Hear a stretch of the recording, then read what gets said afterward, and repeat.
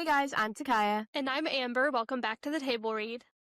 Today we are doing our first film review. We're diving into Eleanor the Great, which is Scarlett Johansson's directorial debut starring Squibb and Erin Kellyman. And for those of you who haven't seen Eleanor the Great, it just came out in September. And this film explores a lot of age gaps and the generations, the differences between the two, and kind of navigating grief, life, and just life challenges. And also shows how it's pretty easy to have empathy for one another. Like, no one has to, be mean. We can all kind of forgive, maybe not forget, but forgive and have empathy for why we did things that we did. Just want to say a warning, if you do watch this film, both Takiya and I cried throughout the entire thing.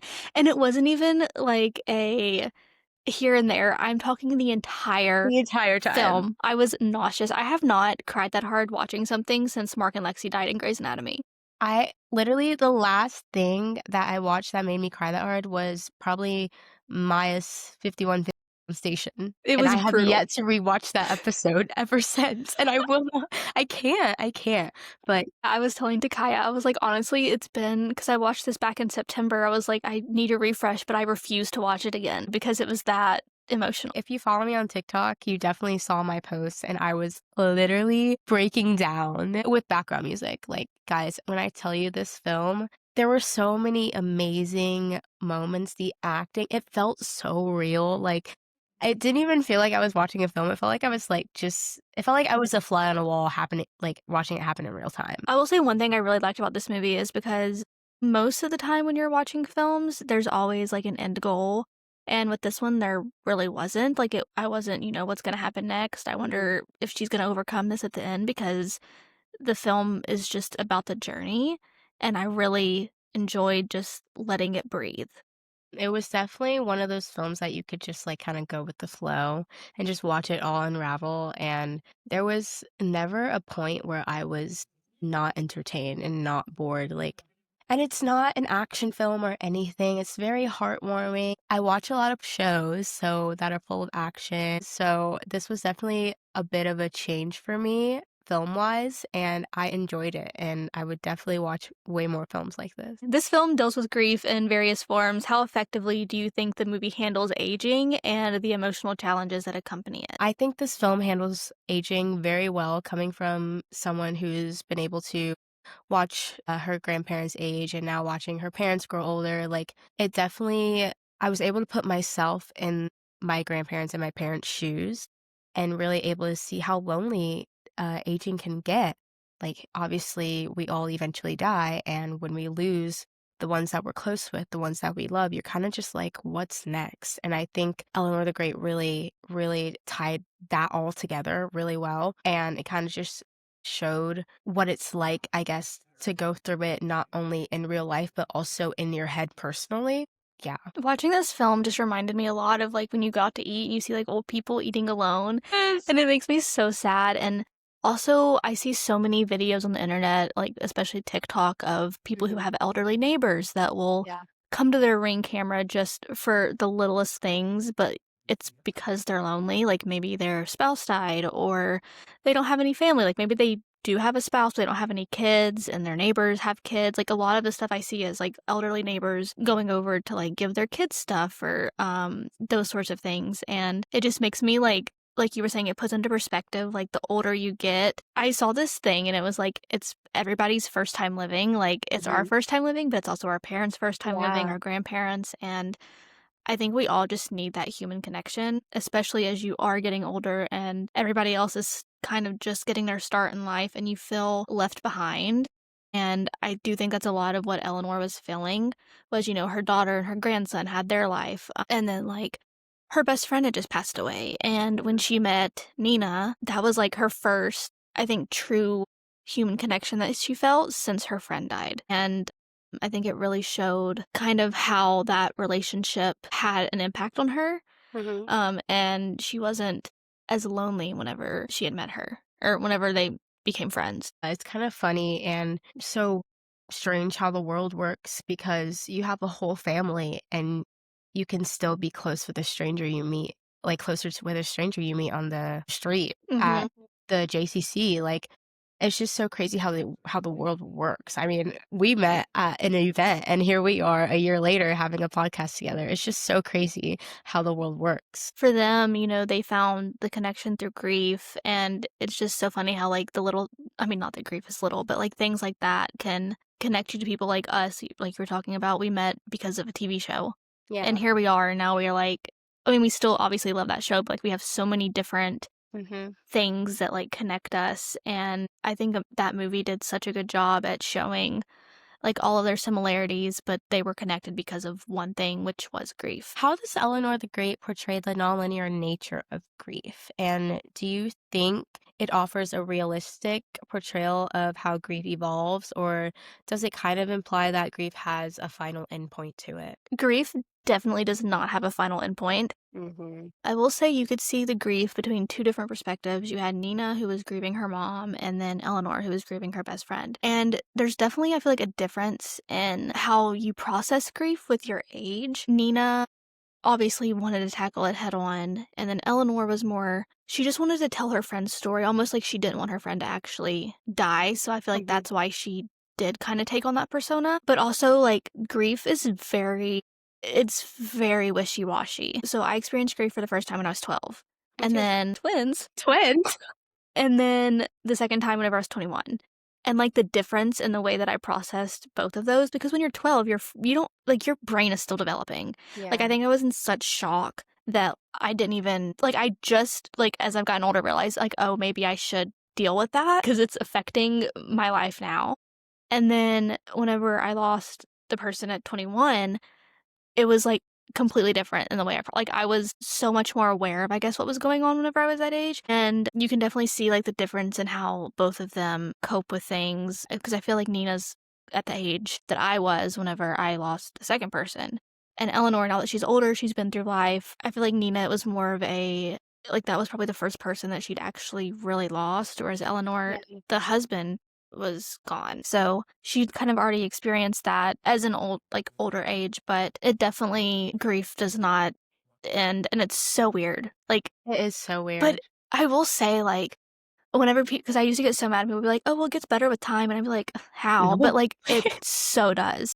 Like, Yeah. obviously, it doesn't go away, but I feel like it's just you get used to your new normal. Yeah, it gets So easier to kinda cope with. Like, mhm. you're gonna have hard days, you're gonna have days where you're like, "Dang, like, this person is really gone and I really miss them," and then the next day you're gonna be like it's gonna be like, you're fine. Yeah. It's so weird, and grief is not linear, like, healing is not linear and everything like that, and I think this film shows a very good portrayal of healing not being linear as well. And you can even see that through her best friend Bessie, who died whenever she is doing the story about her family in the Holocaust. Like, that Mhm. was whenever she was a little girl.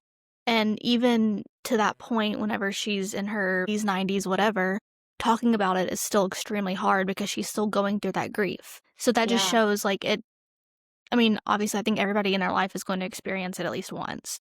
Mhm. But for those who haven't experienced it, I feel like this movie does a good job at showing how it's gonna be something that it affects you for your whole life. I think the script did a very good job. Like, I love the fact that it started with them talking in the kitchen and it ended with them talking in the kitchen slash going to bed. But I think it kind of shows that grief, it can hit you at any point because it was like midnight, early hours of the morning, and they were just awake and talking. In an article written by, and I'm sorry if this pronunciation is wrong, Hannah Rantala, Scarlett Johansson talked about how a big part of what drew her to the script was how it explores forgiveness in a world where we're very quick to judge. Do you feel that the film portrayed that theme of empathy and forgiveness? For sure. And I think the film portrayed it very well because at first I was actually really scared. I was like, oh my gosh, no one's gonna forgive her. Like Nina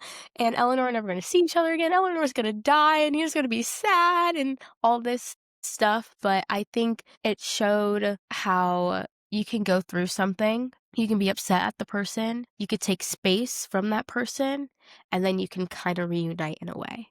And it doesn't work like that all the time in real life. Sometimes you get mad at a person or there's something that comes up and you guys never talk again, and that's fine too. But I think that we do live in a world where empathy it's lacking, like, a lot, and it's unfortunate, and it's especially on the internet, it's horrible, but I think that the way they handled empathy and the way they handled forgiveness in the film is it was very much real life. It didn't feel fake, it didn't feel rushed, it didn't feel like one person felt like they had to forgive, and it also showed how it's okay to be wrong and it's okay to apologize. It's okay to know that you're wrong, and it's also okay for the person that was wrong to be sad because they're like, "Why did I do that?" And I just think we all make mistakes.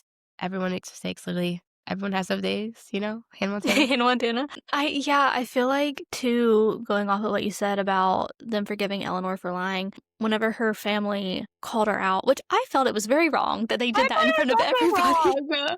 It was it's like, "Wait a minute." I was like, y'all can pull her to the side and I'm like pull everybody else to the side saying. and like you didn't have to She's humiliate like, her like "Ma." that. I was like, I "Girl, girl, you were yes. bold, man." I know, I was so mad. I felt so bad for Eleanor, but, yeah, like, even then, like, the family wasn't mad at her, and Yeah, I think too, like you were saying, Nina needed her space, but in the end, she was empathetic towards what Eleanor was going through, and I think she truly did understand why she did it, because whenever you're grieving, you do unquestionable things, and her lying and making people believe that she was actually her friend who survived the Holocaust, that was her way of grieving.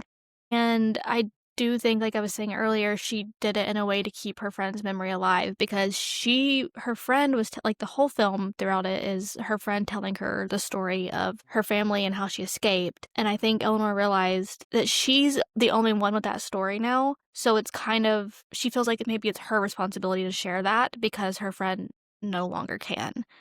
yeah. And so I think that everybody kind of knew that, and that's why they were able to empathize with her whenever they did find out she was lying. Even Nina, who felt betrayed in the end, I think realized the bigger picture of she's just lonely. I think with Nina, I think she was less hurt about Eleanor lying, more hurt that she had poured her soul, her entire heart out to Eleanor, and it felt like kind of she was talking to a completely different person. And that was the first time that Nina had ever been able to truly say, "My mom is not alive anymore," out loud. And I think that is kind of where the pain really came from, which I completely understand. And it made me really upset because I was like, "Oh my gosh," she went from having a panic attack in Eleanor's bathroom to being able to tell a group of people that her mom was no longer alive. And it's just like, ugh. And that's, like, so true with, like, how things are now. Like, people like, I know a lot whenever I was younger, especially how Nina's dad wouldn't even mention it. Yeah. Whenever I was younger, like, my mom, whenever she would mention my dad, I would get so mad, and, like, I don't Yeah. wanna talk about it. Even now, like, I still feel really weird talking about it, like, with family and stuff, like, I don't know why, I just do.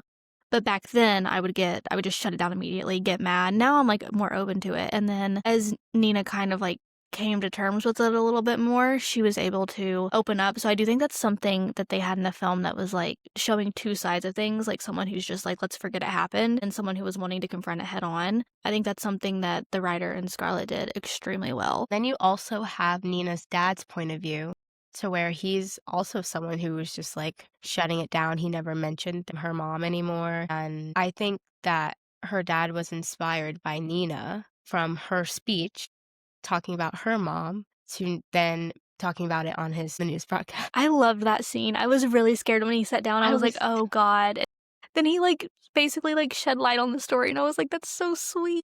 I know, but I was really upset that Nina had left, like, right when it ended. I was expecting I don't know, I was expecting something. I was like, "Oh, dang it, she left." But then I realized she was going to find Eleanor. I I love was the crying that whole like, literally from 45 minutes to the end, the last 45 minutes of the film, nonstop tears. The beginning of the film, I was on and off tears. I was laughing, you know. Eleanor was really funny and everything like that, and she was very witty and just she was very straightforward, and I loved it. But then towards the end of the film, the tears just kept going and see, going and not I stopping. my thing was like the whole film, and I think it's just because like old people, old women especially, make me so sad. So like as soon as I saw her and her best friend, I was like, oh God, one of them's gonna die. I really did think that Eleanor was gonna die at the end before Nina got to see her again. I I was did literally too. like, I was, like, bracing myself. I was like, "Okay," and I was like, This can't happen because I'm already, like, about to throw up from, like, how much I've been crying," and then I was like, "And then she's gonna die, and I'm gonna be even more traumatized." no, literally the scene where Eleanor's laying in the bed and she has, like, the iPad on her and her mom and her daughter walks in, I was like, "There's no way. There's no way." And I then was I like saw her breathe, I was like, "Oh, we're good." I was like, "Look, don't piss me off right now, okay?" Do not piss me off right now. So, as we stated, this is Scarlett Johansson's directorial debut, and I believe she said she focused more on the character than the actual plot. How do you think this affected the film? I think focusing on the characters for this type of story was so important because there wasn't really like we talked about this at the very beginning of the episode, but there wasn't really a plot. Like the story was like, finding out her best friend's story, but it wasn't some sort of like at the end of the film, like they have to save this person from this person. And it was really just about the character's journey. I feel like if there was a big plot, it wouldn't feel as personal as it does, where you could relate to the characters. Kind of reminds me of the short I just wrote, actually, because with my character, you go through a journey with her, and in the end, she kinda, like, just reclaims herself, her identity, her role, and I feel like it inspired my film, and I think I'm definitely gonna use Eleanor the Great, the production, and just the script and the setting itself, and use that for when I start planning to film my short. Yeah, reading your script, now that I think about it, is a lot, like, more character focused. I mean, there is Mhm. kind of sort of a plot, but, like, it's definitely more character driven than some, like, huge overarching goal, which I Mhm. like stories like that because I feel like whenever I was in film school and I did screenwriting, my professors always, like, drilled into us, like, you would write a script, they're like, "Okay, well, what are the stakes? Like, what is the external action But or external goal?" And I'm yeah. like, "Can it just not be about the character's insides, mind? Right? Like, why does there have to be some huge overarching thing, which I understand from, like, a viewer perspective, they wanna see, like, something be accomplished, but Eleanor the Great didn't really have anything to be accomplished, and I enjoyed it just as much, if not more, just seeing the journey that they were going on. I definitely think now that I've kind of veered into different aspects of film and TV other than acting, that I think I prefer a lot of personal stories than like the big action ones. Not saying I don't enjoy it, but I think being able to relate to what you're watching is so just thrilling and iconic, and it doesn't happen a lot. Yeah, and I feel like too, like but you as an actor, like, actors love to portray all these emotions, Mhm. and that like, roles like that would be fun for them because Exactly. they're getting to tap into all these different mindsets and bring it to life, so I feel like as an actor, that'd be great. Yeah, actually, the film I just finished filming, I feel like my character you kind of see her. It's all about, there really is no goal. Like, there is no goal. Not much of a plot besides, like, live your life while you have the time kind of thing. But I feel like the film and my character kind of is similar in a way to Eleanor the Great with accomplishment wise and like being forgiving and having empathy for the person that you either no longer are or a person that you're no longer with. Did you have to cry on cue? And no, I didn't cry at all. You didn't have to? No, I teared up a bit, but Mhm. there was like there was an argument scene basically, and I just kind of put more anger into it. And then at the end, I kind of like went down and put more sadness. So, like, at the end, I was like tearing up, my voice was cracking, like all this Well, stuff. I feel like that's, like, real because me, like, whenever I'm mad and I'm more of, like, a mad crier than a sad crier. Yeah, Like, me too. I don't really get, like, sad, but if I get angry, like, my way of, Angry, like frustrated. yeah, like, I just cry. But, like, Mhm. sad, I'm like, "Whatever, it No. If I'm happens." sad, I just sit there, I'm like, Like "Damn." yeah, I'm like, "Well, shit's tough." Just Right, like, like, what can you "Damn, do that's about life, it? I guess." Yeah, but, like, angry? No, if I'm mad and you see me start crying and you're trying to fix it, just get away from me. Let me be Mhm. mad. I'm Let like, me "Just cry. let me be alone, and Right. I'll be fine in, like, 10 minutes. Just give me a Right. second." No, that's literally what happened. Like, just let me be mad and everything. I'm sorry I yelled at you, but right now, if you keep talking, I'm gonna continue to yell at you because I'm already just over it. Scarlett approached this film with such gentle hands, given the themes of forgiveness, empathy, and aging. What kind of movie would you like to see her do next? I know this film was more kind of in the indie genre. Oh my god, I wanna see her do more indie films, and I think she is doing another indie. I don't know what her role is it in it is, but I think she did talk about possibly doing another indie, or maybe I saw on Twitter, I don't know, there are, like, a lot of accounts who know a lot about what she's doing next, I'm like, "Dang," I know, like, I'm like, how do y'all get this how do y'all information? know? I definitely think the indie is her vibe for sure. I love it, and I feel like I think she said that she's been inspired by indies and that Eleanor was inspired by a film that she watched. It's an older indie film. I can't remember what it's called, but yeah, I wanna see her do more indie. Not saying that I don't like her and everything else. I mean, I just watched her in Jurassic World Rebirth, and I loved it. But also, I love that she's behind the scenes and doing fun things like that. But I don't know, maybe yeah, I want her to be an indie. I really hope she kind of sticks to the whole character-driven Mhm, storylines, me too. because I feel like there's not enough of those, and it's like I said, I love her and her, badass roles like Natasha Romanoff, Black Widow. Hello. Still too soon to talk about, but you know what? That's okay because now she's not doing that. She can focus on her directing or whatever it is she wants to do. But Mhm. I do think her as a director is amazing because she's doing something that a lot of other directors don't do or aren't taking these kind of projects on where they're just focusing more so on like, okay, what's gonna get me the money? What's Right. gonna do well in box office? Whereas she's like, okay, let's tell a story here that has some meaning. Yeah, I Not saying think movies don't have, not saying all the movies don't have meanings that are on box office, whatever. I'm just saying she's focusing more. Let me not get canceled, guys. Let me not get canceled because I'm about to be set in the theater for Wicked tomorrow. Okay, or well, I guess when this comes out, I would have gone yesterday. it's fine. They Whatever. understand. Yeah. I think I mean, I've read so many articles and I've watched so many interviews with Scarlett, June, and Erin, and they all say they rave over Scarlett as a director. And I'm like, well, I knew that she was gonna eat. I knew it. I knew it this whole time. But also, not only is she supporting them on an artistic level, but also just on a personal level. And I think that you don't get that a lot at all on productions. And I mean, I'm just a wee little thing. I haven't been on big productions, but from what I've heard, at least, a lot of the times, it's really hard to get directors to listen to you or really kind of make sure you're okay. They're kind of just focused on the end product, which I understand. They're making a movie, they're making a show, blah, blah, blah.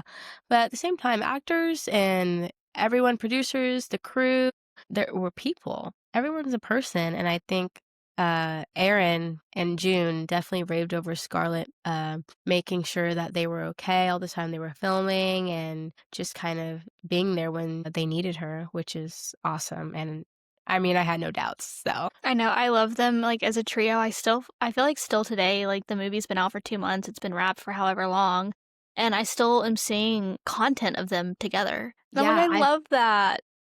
I follow the Sunny Classic Pictures on TikTok, and then I also follow the Instagram for Eleanor the Great, and I see things all the time. And sometimes when I'm bored at night, I go on YouTube and I just watch interviews that they did because why not? I mean, they're a great trio. I would Mhm. love to see all three of them work together, whether they act together, whether it's Scarlett directing them again. I don't know. I feel like it's a small cast, but it was so one of a kind. I want to see way more. I agree. Erin Kellyman, who plays Nina, portrayed her character, in my opinion, very well. I don't think she could have done anything differently that would have made it better. I think that she did just amazing, and I want to see way more of her work. But did any scenes between her and Eleanor stand out emotionally or thematically towards you? I will say one scene that, like wait, cut the cameras. Okay. I will say one scene that I can't look at you. One scene that really stood out to me was at the end whenever she called Nina her granddaughter. I was Guys, for those of you just listening, I'm literally crying right now because that scene got me so bad. I feel like it just tied the movie together because even though, like, it kind of was going back to what we were talking about earlier, like, they had that connection through the grief and they became so close. And at the very end, like, Nina became family to her. It's like they may have lost family, but then they gained each other. I literally the scene's just going hold on, let me pull myself together. That scene and the scene where, obviously the lie comes out and Nina walks out and Eleanor's like, "Nina!" I felt so bad. I was like, she didn't even care about her family. She cared so much about what Nina thought. And like, valid. I mean, so valid. Erin, June, and Scarlett, you're on my list. You're on my list, man. Because why? Why are you Oh doing my this to me? god. That was me, but during the entire film. Our next question was, what was the moment that hit you the hardest emotionally? But I think we all know mine. Okay, mine is, and it's because, okay, so the scene where she invited her grandson, I think she was making him dinner, and then he canceled on her. So, I felt so bad because I felt so bad because I think that scene reminded me a lot of like my grandmother, because when my grandmother died, I had a lot of guilt. And I think like it was, yeah. And like there's like one thing to grieve normally, but then when you're grieving and feeling guilt, it's like 10 whenever, times. yeah, it's whenever I went through that, I truly did not think that I was going to make it through. Like it was bad. Obviously, like now I'm over the guilt part. I mean, there's moments, but like for the most part, like it's not eating me alive because like I can't do anything about it now. But that scene, I was like I felt like I was angry at him for her because I know that I was the same. And then like just literally anytime Eleanor was in the scene, I was emotional. That's probably the whole movie hit me the hardest emotionally. No, literally, like, I have also a similar story with feeling guilt when my grandma passed. It was my senior year, actually, and so, like, she was very sick, like, she was not very lucid, everything like that, and I had so much guilt because I had never would spend time with her. I mean, she lived with us, and I never spend time with her or anything like that, but I was also so scared. Like, Mhm. seeing your loved one like that, like, not knowing who you are, them not being able to just help themselves or anything, essentially, they're regressed, Mhm. and it was so hard on me and, like, everything, and I had so much resentment towards her, actually, because my parents, like, they weren't really there for me my senior year, and I felt like, it was just a lot of resentment and then also guilt that I didn't, spend time with her, maybe paint her nails or do anything like that, and I was always kind of I was angry, Mhm. really angry, and Did then she when she have died. dementia? Yeah, and then when she died, it was kinda just like, "What next?" And It I was felt like, yeah. horrible, and I had nightmares, and I didn't wanna be home alone, and it was so bad. That was the year I started therapy, guys. I feel like another scene that really hit me emotionally was when Nina was having a panic attack in Mhm. Eleanor's bathroom because I was that girl. I was that girl. I really was. And I used to have panic attacks in public all the time without knowing what they were. Like, I was just like, "Don't know, maybe my heart is just spazzing right now," you know? Mhm. And, like, it's the way Eleanor was making sure that she was okay, and I feel like Eleanor didn't want to embarrass her or anything like that, so she kinda, like, didn't bring it up, but she saw that she was looking at pictures and things like that, and so she kinda just started a conversation. I don't know, I feel like Eleanor has a great sense, like, She can read the room. yeah, she can read the room. Well, Okay. sometimes. Okay. Sometimes. With her comments, she kinda says things that are not needed, kinda wrong time, you know? But for her But age, she does for pretty her age, well. she's great. Yeah. So to end this episode on a light note, because this was a very heavy episode, guys, if Eleanor had a playlist, what do you think would be on that? Oh gosh. Okay. So if it was, like, in today's age, low key, I think she would have, like, the Black Eyed Peas on there. I could see it. I could also Like, see like Chapel Roan. yeah, literally, and honestly, maybe Renee. I could see it. Like I feel I like could she would see. try to stay Like, with the Pretty Girls times. or something would be Nina on would there. put her onto it for sure. Nina would definitely put her onto it. Oh my god, and Nina was gay! Even We didn't even better. talk about that, guys. If you have not watched Eleanor the Great, I highly recommend checking it out. Especially if you're someone who's kinda going through grief or a cycle of loneliness and not really knowing what's next, I think you'd really enjoy the film and it may inspire you. Thank you guys so much for listening. Be sure to follow us on our socials to keep up with all our episodes and behind the scenes. We'll see you guys next week.